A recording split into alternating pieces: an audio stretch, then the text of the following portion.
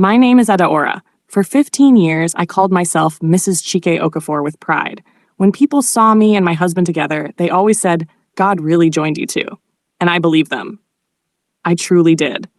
Chike and I met back in university. He was tall, gentle, and spoke softly. He made me laugh even when I was angry. When he asked me to marry him, I didn't even think twice. I loved him with my whole heart. I left a job offer in Lagos just to stay close to him in Enugu. We didn't have much when we started, but we had each other. In those early years, we struggled. Sometimes we would eat only Gary for dinner and tell each other it was a treat. When our first son, Santo, was born, we cried tears of joy. We prayed, and we promised God we would raise our children with love and peace. As the years passed, things got better. Chike's business grew, and I started helping him with the records. We opened a small shop together, and later, a bigger one. We were known as the couple who worked hand in hand. Even when he traveled abroad for business, he would call every night. I would stay up late just to hear his voice. But slowly, things began to change. He started traveling more often. Sometimes he would say, "Ada, it's just 2 weeks." But those 2 weeks would turn to 1 month. When I called, he would sound tired or angry. "You worry too much," he would say. "You don't trust me?" I tried to ignore the feeling that something was wrong. I told myself, he's just working hard for the family. I prayed about it. I even went to see our pastor. He told me, "A good wife must be patient. Your husband is a good man." So I waited, but I noticed small things. He changed his passwords. He stopped showing me his flight tickets. He would come home smelling of strange perfumes, saying it was hotel air. I laughed it off, though my heart was heavy. One night, I looked at his face as he slept beside me and whispered, "Chike, I hope you're still mine." He didn't move. If anyone had told me that my sweet, gentle Chike had another life far away, I would have sworn it was a lie. But life was already preparing to show me the truth, one that would break me in ways I never thought possible. That was the beginning of my pain. It was a Tuesday morning, one of those days that started like every other. I had just finished packing the children's lunchboxes when my phone buzzed. I looked at it, expecting maybe a message from Chike since he had traveled to London 2 weeks before. But it wasn't him. The message came from an unknown number. It said, "Madam, I thought you should know your husband is married to another woman here in the UK." I stared at the phone, confused. At first, I thought it was a scam, but then I scrolled down and what I saw made my heart stop. It was a photo of Chike, my Chike, smiling beside a fair-skinned woman wearing a white wedding gown. He was holding her waist proudly like a man who had just found happiness. My hands began to shake. I dropped the phone and sat on the floor. "No, no, no," I whispered. "It can't be true." I picked the phone again, zoomed in on the picture, and there was no mistake. It was him, the same wristwatch I bought him for his birthday, the same dimple when he smiled. For a long time, I couldn't move. I just sat there listening to the clock tick, feeling my heartbeat in my ears. That day, I couldn't go to the shop. I told my assistant to handle things. My body was weak, but my mind was racing. A small voice inside me said, "Call him."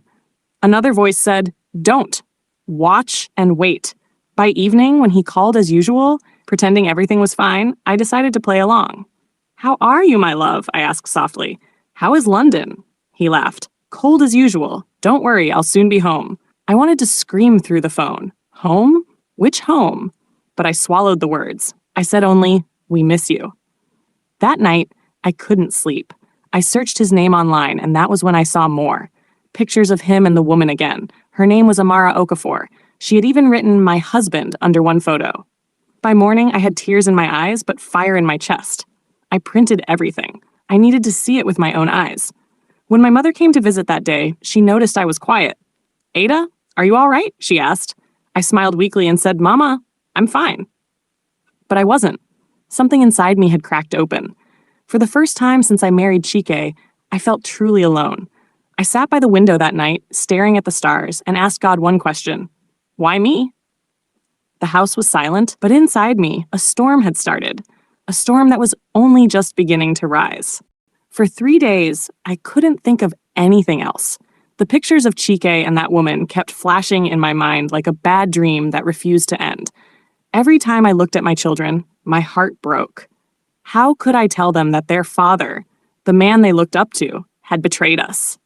When Chike finally came back to Nigeria, I didn't tell him what I knew right away. I wanted to look him in the eyes first, to see if he would lie to me again. The night he returned, I cooked his favorite soup, egusi with bitter leaf, just the way he liked it. He ate and smiled, talking about how cold London was and how hard he had been working. I sat across from him, quiet, my heart pounding. I studied his face. The same face I once kissed every morning before he left for work. The same hands that used to hold mine in prayer. But now, they looked strange to me, like they belonged to another man. After dinner, I spoke. "Chike," I said slowly, "there's something I need to ask you." He looked up, still chewing. "What is it, Ada?" I took a deep breath and placed the printed photos on the table. He froze. His spoon dropped. The color drained from his face. "What is this?" I asked, my voice shaking. "Who is this woman you married in London?" For a long moment, he said nothing. Then he rubbed his forehead and sighed deeply. "Ada, please, it's not what you think." I laughed. That kind of laughter that comes from pain, not joy. "Not what I think? You married another woman, Chike, abroad. You even smiled in the pictures." He stood up, pacing. "Listen, it's just for papers. I had to marry her so I could get my stay. It's not real, I swear. It's only on paper." "On paper," I repeated, tears filling my eyes. "So I am your wife only in your heart, and she is your wife on paper?" He came closer, trying to hold my hand, but I pulled away. "Ada, everything I'm doing is for us, for this family." "For us?" I shouted. "You sold your vows for a visa, Chike. You lied, you hid, you made me look like a fool." The children, hearing the noise, came out of their room. I wiped my tears quickly and told them to go back to bed. When they left, I turned back to him and said quietly, "You broke something that you can't fix." That night, we slept in the same bed, but we were worlds apart. I faced the wall and listened to him breathe, wondering if I ever really knew the man lying beside me. By morning, I had made up my mind. I was going to find out everything. Every lie, every secret. I was no longer just a wife in pain. I was a woman who deserved the truth, no matter how ugly it was. Everything changed between Chike and me. We still lived in the same house, but we moved like strangers. He would wake up early, leave for meetings, and return late at night. When he was home, he avoided my eyes. Sometimes he tried to talk to me, but I was done listening to lies. One afternoon, while cleaning the room, I found a small brown envelope inside his drawer. My hands trembled as I opened it. Inside were documents, business papers and property files, but the name on them was no longer Mr. and Mrs. Chike Okafor. It was just Chike Okafor. My heart raced. Our shop, our land, even the new car, everything we bought together, he had changed it all to his name alone. That was when anger replaced my tears. I sat down on the bed and said to myself, so this is how he plans to leave me with nothing? That evening, I didn't shout. I didn't even ask him why. I started gathering my own papers quietly. I made photocopies of everything, receipts, account records, land agreements, and kept them with a friend I trusted. I wasn't sure what I was planning yet, but I knew I couldn't sit and let him destroy me. Days turned into weeks. Then one morning, I overheard him on the phone. He was in the sitting room, talking softly, but I caught the words, Amara, travel, traditional blessing. My chest went cold. So he was planning to bring that woman to Nigeria for a wedding blessing? Over my dead body, I thought. That night, I stayed awake and watched him sleep peacefully beside me, as if he had no guilt in his heart. I felt something rise in me, not hate, but strength. I had spent too many years crying. It was time to stand. The next day, I went to see a lawyer, a woman. She listened as I poured out everything, the second marriage, the fake papers, the changed business names. When I finished, she looked me in the eye and said, Madam Adaora, you've been quiet for too long. It's time to take your life back. Her words sat deep in my heart. That was the first time in months that I felt power inside me again. I went home and cooked dinner like nothing happened.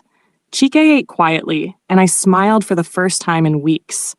Not because I was happy, but because I finally knew what I would do. I wasn't going to fight him with noise or tears. I was going to fight him with wisdom. And when I was done, he would understand that I might be quiet, but I was not weak. The day came faster than I expected. I had already spoken with my lawyer, and every document was ready. But before I left, I wanted to end things face to face, calmly, with the dignity he never gave me. It was our wedding anniversary. the 15th one. He didn't remember, of course. I sent him a message, "Let's go out to dinner tonight. Just the two of us." He replied with a simple, "Okay." That evening, I wore a plain blue gown, nothing fancy. I didn't dress to impress. I dressed to end. We went to the same restaurant where he had proposed to me years ago. The same table, the same waiter who used to call us lovebirds. Chike smiled a little as he ate, maybe thinking the storm had passed. "Ada, I'm glad you called," he said. "I've missed you." I smiled back, calm but empty. "I know," I said softly. "That's why we're here, to talk." He nodded, still chewing. That was when I placed a brown envelope on the table, the same kind he once used to hide his secrets. "What's this?" he asked. "Open it," I said. He opened it and his face changed. Inside were copies of the property papers he had forged, photos of him and Amara, and on top of everything, the divorce papers. He looked up, his mouth half open. "Ada, what is this?" I leaned forward, my voice calm. "It's freedom, Chike, for both of us. You wanted another life? Now you can have it, but you won't have mine." He dropped his fork. "Ada, please?" "Don't do this. You're angry now, but—" "I'm not angry," I cut in. "I was angry before. Now I'm awake." He tried to reach my hand, but I pulled back. 15 years, Chike. I gave you everything. Love, trust, children, my youth, and you gave me shame in return. People at nearby tables had started to look, but I didn't care. I stood up slowly. You married me before God, and you broke those vows. You don't deserve another chance to break me. He sat there speechless as I walked out. My legs were shaking, but my heart felt light, like a heavy load had been lifted. That night, I didn't go home. I took the children to a small guest house I had already arranged. I hugged them tight and said, "Mommy is starting something new." Months passed. The divorce was final. I opened my own shop, Adaora's Touch Ventures. Customers came, business grew, and peace slowly returned. Then one afternoon, I heard that Chike was back from the UK. His paper wife had thrown him out after discovering his lies. He tried to see me, but I refused. When he finally showed up at my office, I didn't shout. I simply looked at him and said, "You broke your vows, Chike, and with them, the woman who believed in you." He tried to speak, but I turned and walked away.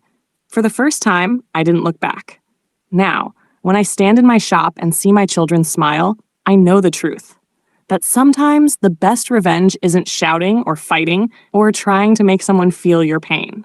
The best revenge is peace, because peace means you survived. And I did.